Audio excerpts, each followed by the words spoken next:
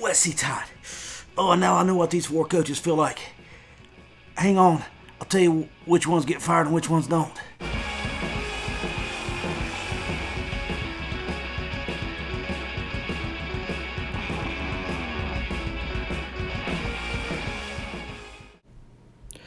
First, let's start off with the one everyone's talking about, Manny Diaz at Miami.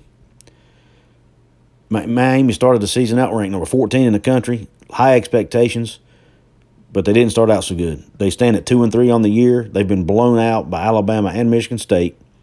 Those are two undefeated teams, but they were lopsided losses. Did not look good in them.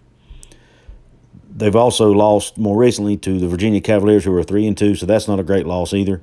It did come down to a last-second missed field goal on Miami's part, but still, it's not a great loss. For a program like Miami, you have to win those games. Their only two wins are against Central Connecticut and Appalachian State, two non-Power 5 schools, and the win over Appalachian State went down to the wire.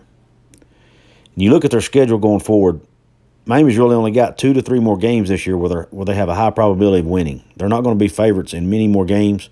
They do have the game against Florida State to see who's the worst team in the conference, probably. Manny's recruiting well. He's had 2 good recruiting classes in a row.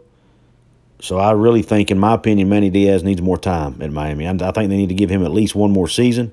I think it takes a coach at least 4 to 5 years to get all their recruits in, the ones they recruited for their system, for their style of play. And I think Miami, at the end of the day, will see that as well. And I think Manny keeps his job for at least the rest of this season and next season. And I think the 2022 season will determine Manny Diaz's future at Miami. Up next, we have Dino Babers with Syracuse. The Orange are 6-17 in their last 23 games under Dino. They're 3-2 this season, so they've not gotten off to a terrible start. But they did just experience a last-second loss to Florida State, who's awful this year, so that doesn't help his resume.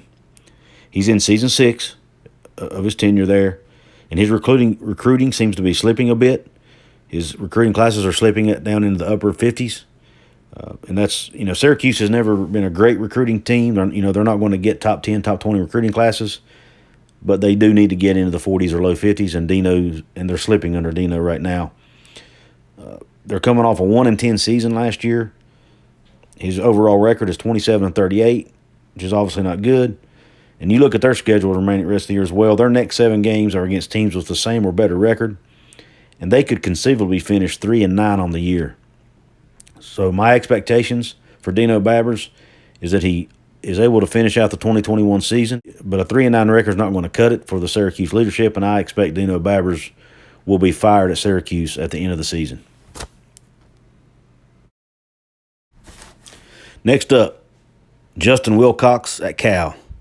Long gone are the days of Jeff Tedford at Cal. Justin Wilcox just not getting the job done. He's got a 22-25 record since his tenure started in 2017. He's 1-4 on the season. His best season since he was there was 2019 when they finished 8-5. He was 7-6 the year before, and all the other seasons he's had losing records. And you look at the schedule, I really only see 2 wins on the schedule for Cal. You've got Arizona and you've got Colorado. That's probably the only 2 wins I see for him. My gosh, they just lost to Washington State, for crying out loud. And they scored 6 points against Washington State. And they got Oregon coming up in 2 weeks. They're not going to beat Oregon. They got Oregon State coming up after that. They're not going to beat Oregon State. They've got USC, UCLA. Those games, they're not going to win those games, I don't think. Stanford, they're not going to be favored in any of those games. Like I said, the only 2 will probably be Arizona and maybe Colorado, and Colorado's a toss-up at this point. They may be worse than Colorado. They might be the second worst team in the Pac-12 right now behind Arizona. Just Cal's, the recruiting is starting to slip. I expect they finish the season at around record of around 3 wins, 3-9, and I don't think that'll be enough for Wilcox to keep his job past the 2021 season. I think Cal will be going in a different direction by the time the calendar turns to 2022. Last but not least, Mike Norvell, Florida State. Mr. Norvell not having a good year. The poor guy. They started off 1-4, overtime loss to Notre Dame, then a terrible loss to Jacksonville State. They did finally get a win this past weekend over Syracuse, but it went down to the wire. Mike Norvell just not doing a very good job right now on the field. But now, From the recruiting standpoint, Norvell's doing well. They have the 10th ranked class nationally and first in the ACC for 2022 as of right now. The 2021 class was 22nd nationally and 4th in the ACC. So he's getting talent, and he's got talent on the field, but he's just got to do more with it. You look at their schedule coming up. I honestly only see one sure win left on their schedule. Plus they've got Miami, which is a toss-up, like I said earlier, between probably the worst two teams in the ACC this year. So they conceivably can finish with only 2 wins, maybe 3, unless they're able to steal one somewhere.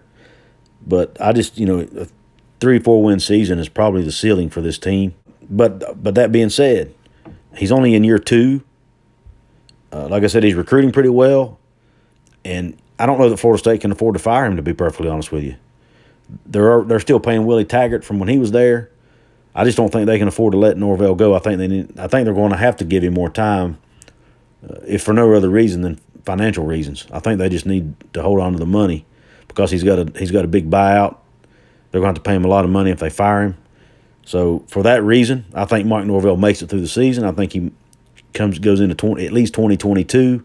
And I'll be honest, I think Mike Norvell will turn things around at Florida State. I think he's a good football coach, and I think he'll get it done with time, the right recruiting classes, and bringing in the players that will fit his system. So to summarize, Manny Diaz will not be fired after this season.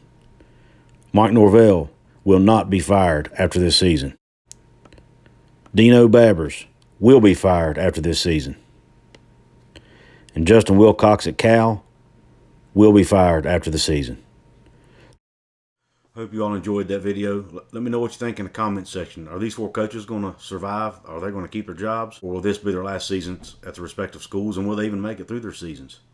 Let me know what you think in the comments. Once again, please smash that like button. Please subscribe to Couz's Corner. And please share it with your friends. And don't forget, if you hit that notification bell, it'll let you know when I upload future videos. Thanks for tuning in. And until next time.